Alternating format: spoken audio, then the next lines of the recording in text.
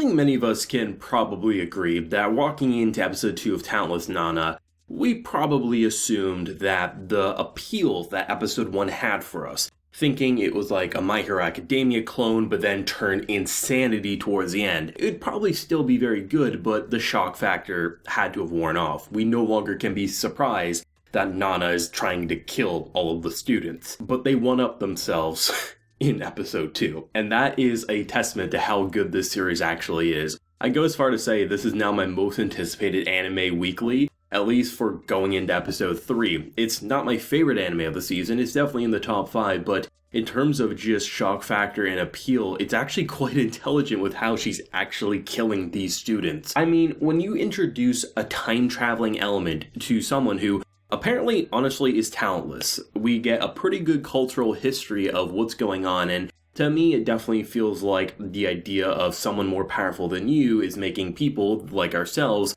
feel like we need to take them out because they'll overpower us. It's a very, honestly, simple design that anyone who's more powerful than us, humans have a very big tendency to fear them and want to eliminate them or put them under ourselves. So it doesn't actually feel like they're necessarily evil, these talented kids. There is the potential, there's something that she reads like how many could they kill in the future, and some are in the hundreds of thousands. But to me, that also could be a complete lie that she was taught by these adults. At the same time, they could be completely right, and they actually are menaces to society. But so far, if I was to put my eggs in any basket, I would say that these adults who aren't talented are scared of kids who are talented because they fear that they will overpower them someday, and they will cause a menace to society sort of system. But at the end of the day, for a girl who has no abilities, who is literally just reading people's emotions and what they do physically or what they say, she is insanely skilled. This girl, for being an assassin at such a young age, is second to none right now. And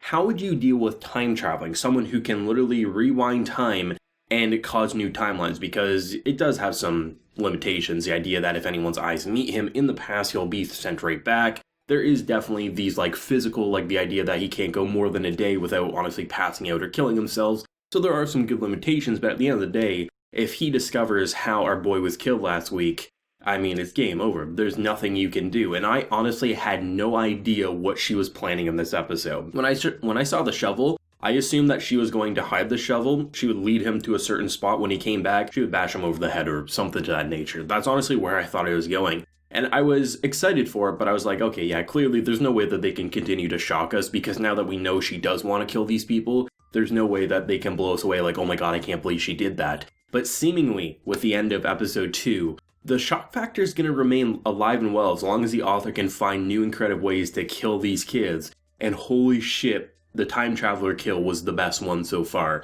And if they can manage to one-up themselves each week or every other week, that will be mind-blowing. I love how there was actually setup and foreshadowing that I completely ignored.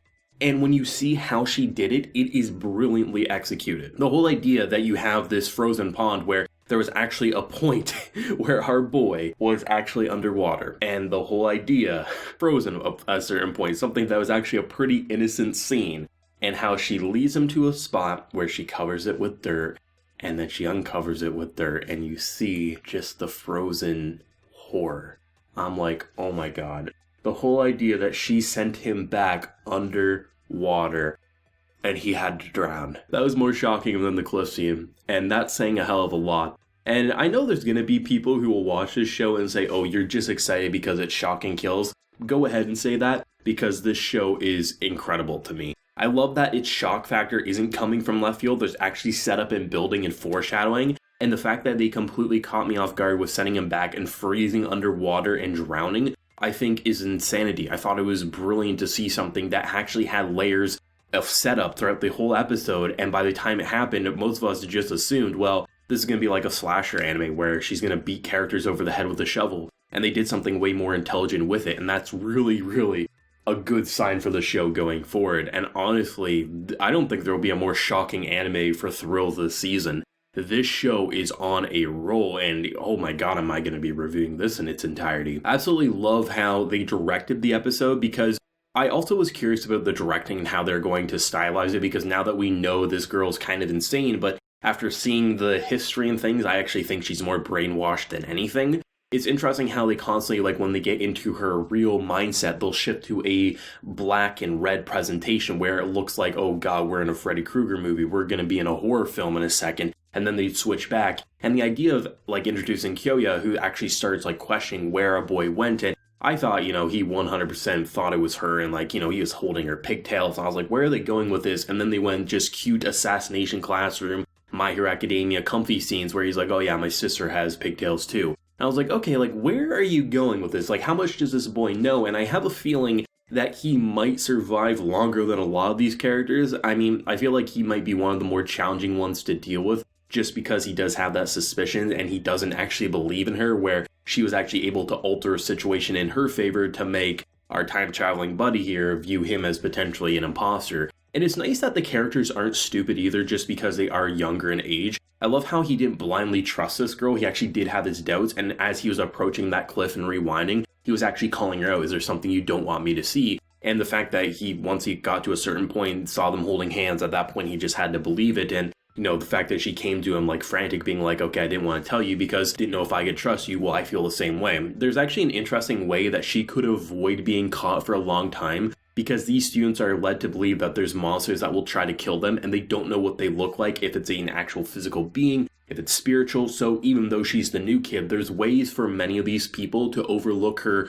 She comes in and people start disappearing because they've believed that there's been an imposter for a long time before she arrived. So there's actually ways to avoid that cliche of like, oh, they're just avoiding her because she's the main character, even though logically you should assume she's the one killing you. It's actually interesting how they've actually laid out such a solid groundwork that could let her get to like episode 6 or 7 before like a majority come and target her or something like that. I love how this series, despite honestly 2 episodes in a row having the most shocking element being a death, that's not what makes the show good at the end of the day. It's actually the setup and the character banter. Like, there's a lot of basic banter that makes you think, like, why do you have to kill these kids? They really do feel like they're good people, but the idea of, like, constantly throwing it in our face that there's this potential kill counter, but then you also have the intro of the episode, it makes you say, are these adults saying the truth, just more in a warped way for power, or are they completely lying because they're scared if a majority of adults have powers that they will no longer be the top shots of the world? It's a really interesting concept, and the constant buildup of having us as a viewer doubt, is she doing the right thing or the wrong thing,